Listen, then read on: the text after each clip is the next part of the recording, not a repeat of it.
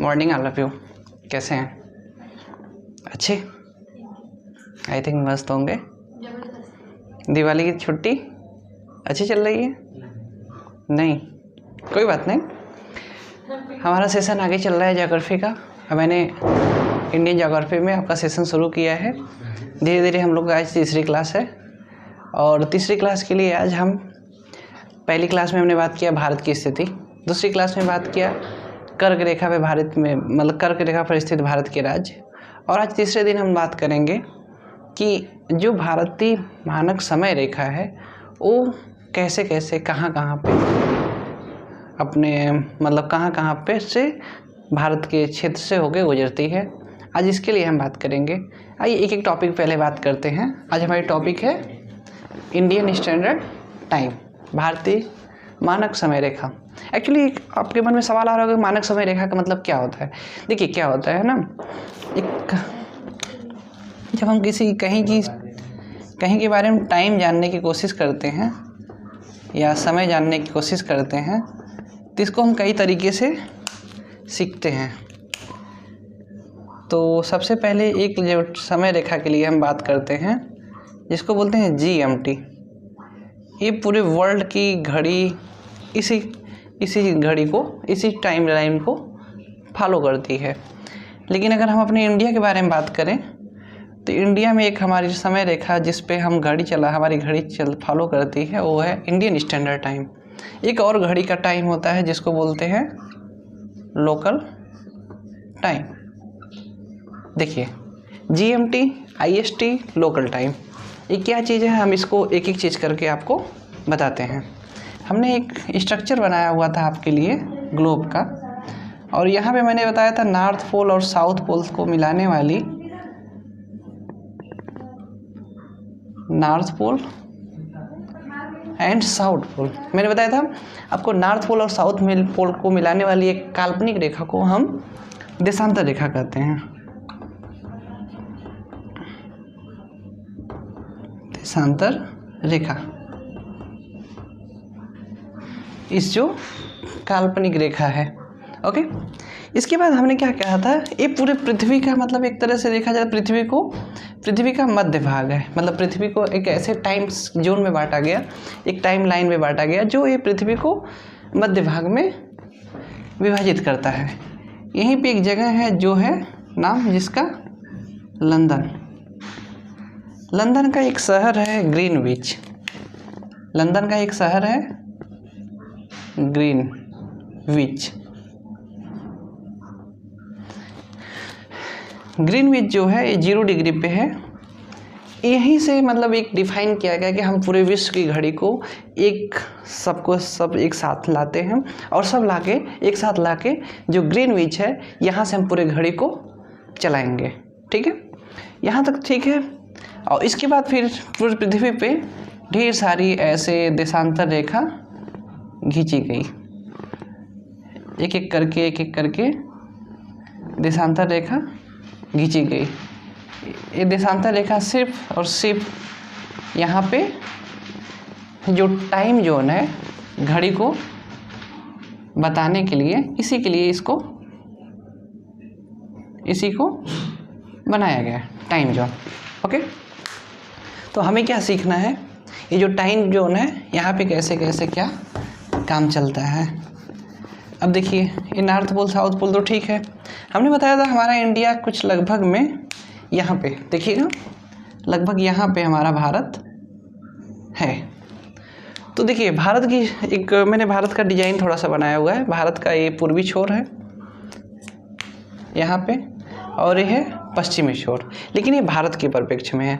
अगर हम यहाँ पे देशांतर रेखा एक ऐसे खींच देते हैं तो यहाँ से ये जो है दोनों पूर्वी छोर पे स्थित हैं।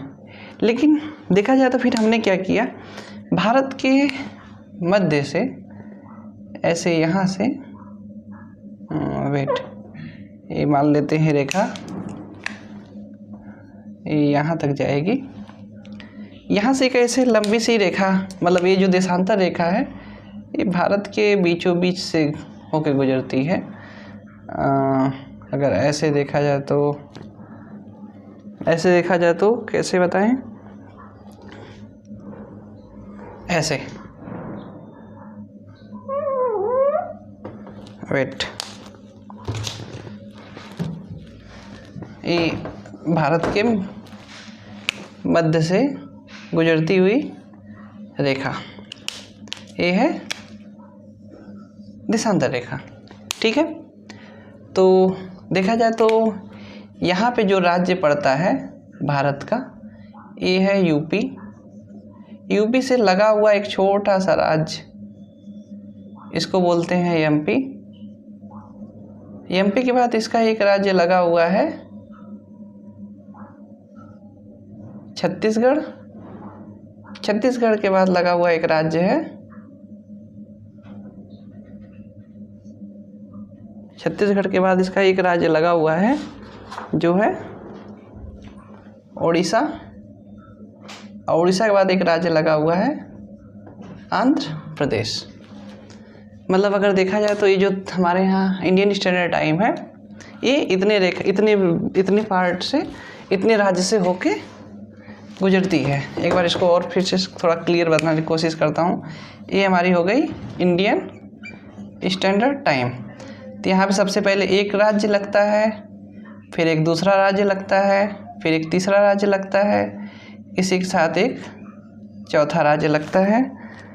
1 2 3 4 राज्य लगते हैं, और लास्ट में एक और राज्य लगता है।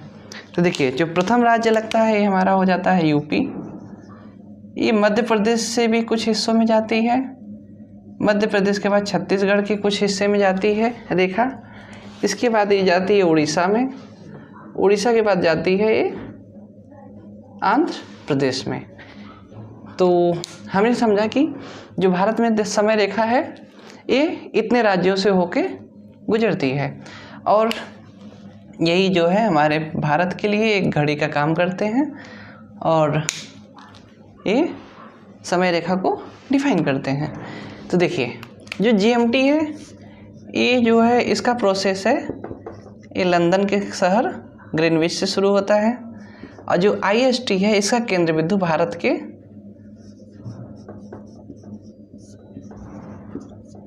नैनी, जो कि आज प्रयागराज में स्थित है। यहाँ कभी कभी यहाँ पे एक नाम इसके जगह पर रख दिया जाता है मिर्ज़ापुर। देखिए, अगर पूरे विश्व की घड़ी की बात किया जाए तो वो जीएमटी की बात करता है, लेकिन अगर भारत की बात किया जाए तो भारत में जो भारत का प्रयागराज, भारत में उत्तर प्रदेश का एक शहर है प्रयागराज। प्रयागराज में नैनी जो जगह है, यहाँ से माना जाता है कि भारतीय मानक समय रेखा गुजरती है। यहाँ से भारत का केंद्र बिंदु माना गया है। इसके अलावा कभी कभी आप बुक में पढ़ेंगे तो कहीं कहीं भी मिर्ज़ापुर का जिक्र किया हुआ है। ओके, अब देखिए, आपको 2 टाइम तो मैंने डिफाइन कर दिया। इसके अलावा लोकल टाइम, अगर मैं सवाल करूं कि अगर हमको घड़ी देखना है तो हम घड़ी सबसे ज़्यादा स्टैंडर्ड टाइम, सबसे एकदम एक्यूरेट घड़ी हमें कौन सा डिफाइन करेगा, जीएमटी, आईएसटी या लोकल टाइम? तो देखिए क्या है, जो जीएमटी है ये हमेशा 0 डिग्री देशांतर पे चलेगी, 0 डिग्री देशांतर पे। इसका मतलब है कि हमारी घड़ी, अगर हम अपने भारत में हैं तो लंदन की घड़ी हमारे घड़ी से 5.5 घंटा, मतलब क्या बोलते हैं, वो पीछे चलती है, और हमारी घड़ी लंदन की घड़ी से 5.5 घंटा आगे चलती है। इसका मतलब लंदन की टाइम हमारी घड़ी को, हमारे यहाँ के टाइम को सही से डिफाइन नहीं करती है। लेकिन जब इंडियन स्टैंडर्ड टाइम देखते हैं तो ये कोई एक केंद्र बिंदु, हर देश का एक केंद्र बिंदु बना लिया जाता है, जहाँ पे माना जाता है कि ये जो केंद्र बिंदु है इस पूरे देश के लिए एक केंद्र बिंदु रहेगा समय रेखा के लिए, वो होता है स्टैंडर्ड टाइम। तो हमारे इंडिया के लिए है इंडियन स्टैंडर्ड टाइम। लेकिन एक सवाल, अगर आप इसी स्टैंडर्ड टाइम के बारे में बात करें, मान लीजिए आपका राज्य अरुणाचल प्रदेश के किबुथु में पड़ता है, और यहाँ पे एक जगह है आपकी सरक्रिक।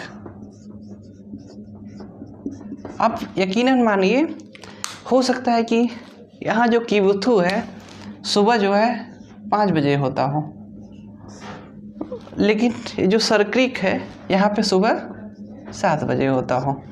तो देखा जाए कुछ ऑफिशियल वर्क को लेके यहाँ से और यहाँ के बीच में कॉन्फ्लिक्ट होने की संभावना रहेगी। इसीलिए क्या किया गया, अभी तक ये केंद्र बिंदु बना दिया गया, और जो केंद्र बिंदु है इन दोनों घड़ी को ऐसा रखा गया कि ये जो टाइम है इधर भी ज़्यादा मैनेज कर ले, इधर भी मैनेज कर ले, दोनों के बीच में ज़्यादा डिफरेंस ना है। लेकिन एक करंट का इशू इसमें है, एक व्यक्ति हैं जिनका नाम है अजय माथुर। इन्होंने बोला कि हमारे यहाँ जो भारत में एक टाइम है, टाइम जोन है, इस टाइम जोन को बढ़ा के 2 कर दिया जाए। इनकी सिफारिश तो केंद्र को दे दी गई है, लेकिन अभी इस पे कार्य नहीं हुआ है। यहाँ तक तो समझ में आ गया। इसका मतलब हमने क्या सीखा, हमारे जो पूरे विश्व मतलब हमारे जो टाइम लाइन होती है, 3 टाइम लाइन होती है। एक होती है इंडियन स्टैंडर्ड, एक ग्रीनविच मीन टाइम, दूसरी होती है स्टैंडर्ड टाइम जो हमारे हर देश के लिए अलग एक होती है, और एक होता है लोकल टाइम। अगर आपके मन में आपसे कोई सवाल पूछे कि सबसे ज़्यादा एक्यूरेट टाइम कौन बताता है, सबसे ज़्यादा एक्यूरेट टाइम लोकल टाइम बताएगा। ओके, ठीक है, यहाँ तक तो ठीक है। अब इसके साथ ही अब हम बात करें कि जो हमारी घड़ी है ये कैसे काम करती है और ये टाइम लाइन कैसे क्या होता है। तो अब एक कहानी लिखिएगा, एक वो लिखिएगा, एक हेडिंग डालिएगा, कर्क रेखा और मानक समय रेखा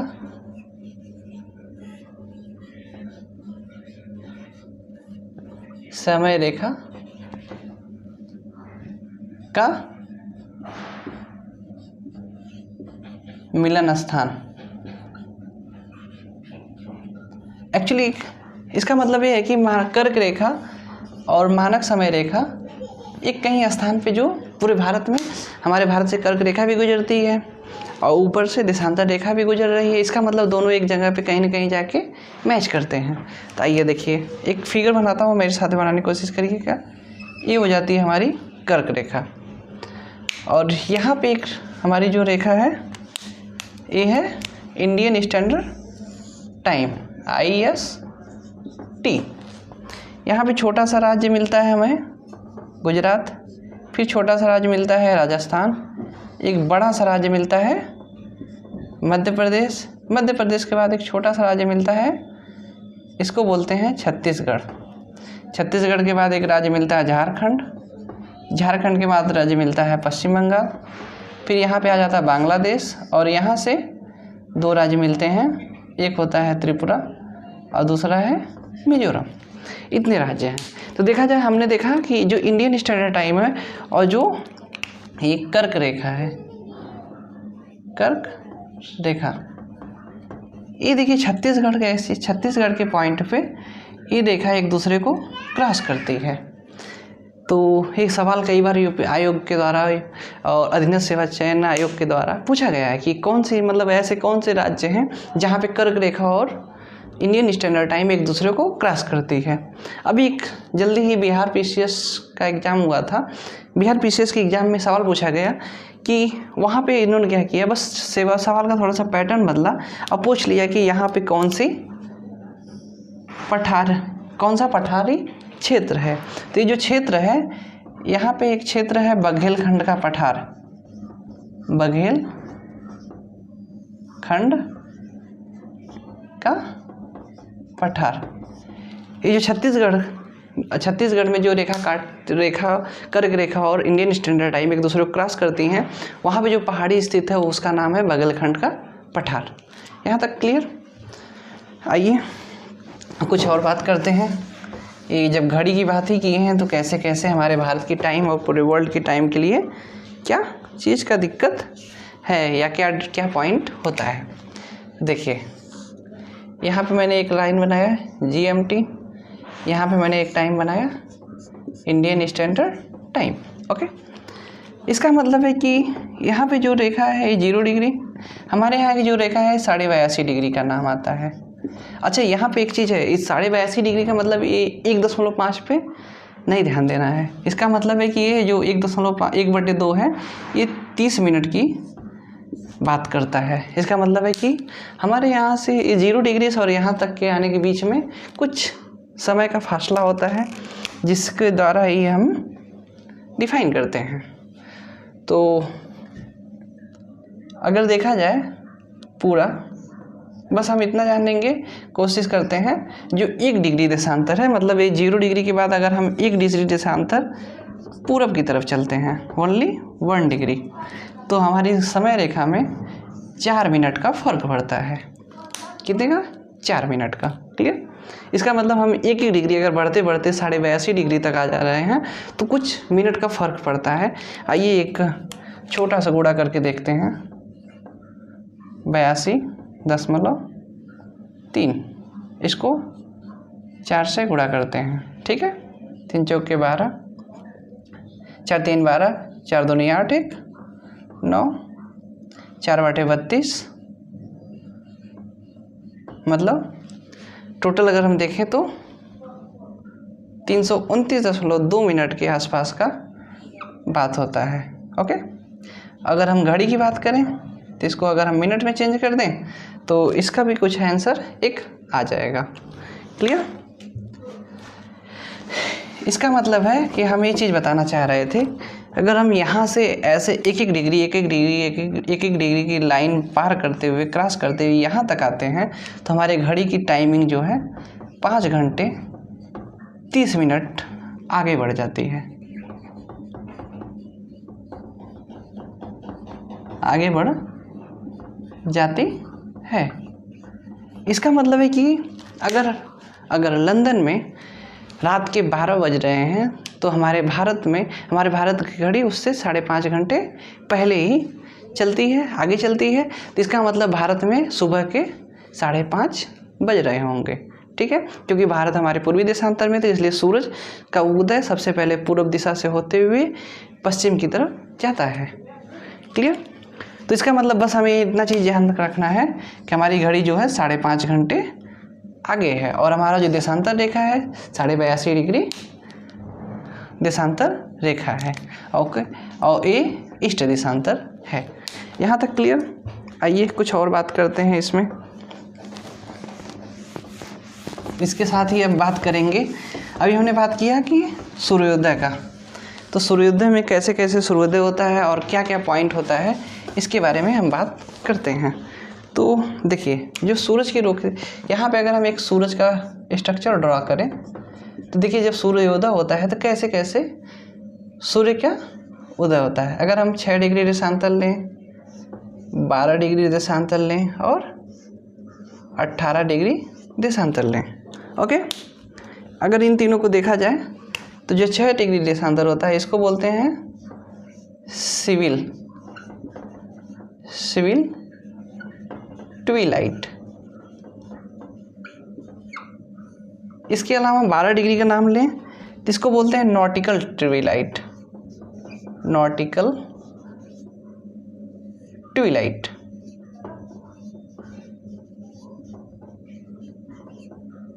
और जो 18 डिग्री की बात करेंगे तो इसको बोलते हैं एस्ट्रोनॉमिकल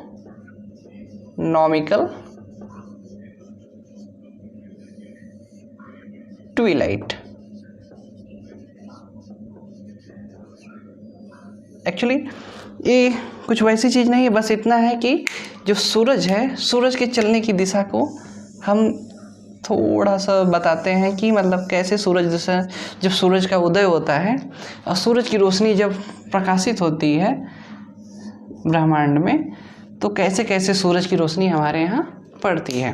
तो देखिए एक्चुअली क्या है, सूरज उदय अगर कहीं भी होता है ना तो सिर्फ 6 डिग्री देशांतर तक उसकी रोशनी ज़मीन पे पहुंच पाती है। ठीक है, लेकिन देखा ये जाता है कि सूर्योदय तो होता है, तो जब भी होता है कहीं पे भी, हर जगह पे अलग अलग समय पे सूर्योदय होगा, लेकिन देखा जाता है कि सूर्योदय होने से पहले कुछ उजाला होना शुरू हो जाता है।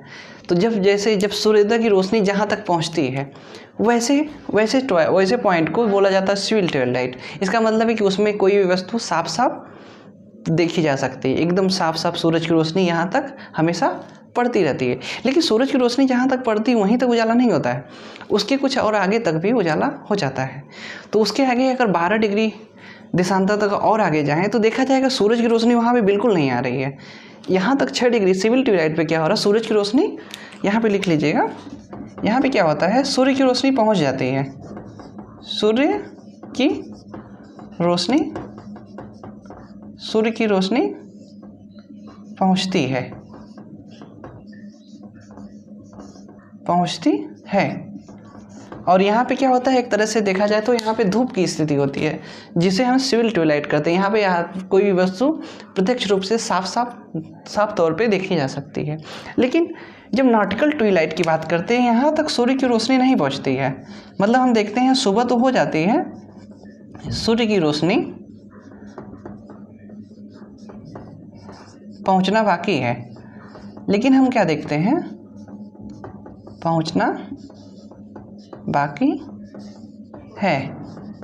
इसका मतलब है कि जो नॉटिकल ट्यूबलाइट होती है इसमें क्या होता है, सूरज की रोशनी हमारे उस स्थान को नहीं टच करती है, लेकिन फिर भी देखते हैं कि वहाँ पे एक तरह से देखेंगे तो आप उजाला हो चुका रहता है। इसका मतलब हमने ये समझा जहाँ तक सूरज की रोशनी पड़ती है उसको बोलते हैं सिविल ट्यूबलाइट, लेकिन उसके आगे भी देखते हैं कुछ और 12 मतलब 6 देशांतर तक तो सिविल ट्यूबलाइट, उसके 6 डिग्री और आगे बढ़ते हैं तो उसको बोलते हैं नॉटिकल ट्यूबलाइट, जहाँ पे सूरज की रोशनी नहीं पड़ती लेकिन देखा जाता है कि उजाला हो चुका होता है। तो ऐसे स्थान को बोलते हैं नॉटिकल ट्यूबलाइट। लेकिन हम यही बात अगर थोड़ा सा और आगे बढ़ते हैं, लगभग 18 देशांतर सूरज जहाँ से है वहाँ से 18 देशांतर आगे जाते हैं, तो वहाँ पे सूरज की रोशनी और उजाला भी प्रतीत तो नहीं होता है, लेकिन देखते हैं कि कुछ हल्का हल्का उजाला या भोर जैसे बोलते हैं होना प्रारंभ हो जाता है। तो ऐसे स्थान को बोलते हैं एस्ट्रोनॉमिकल ट्यूबलाइट।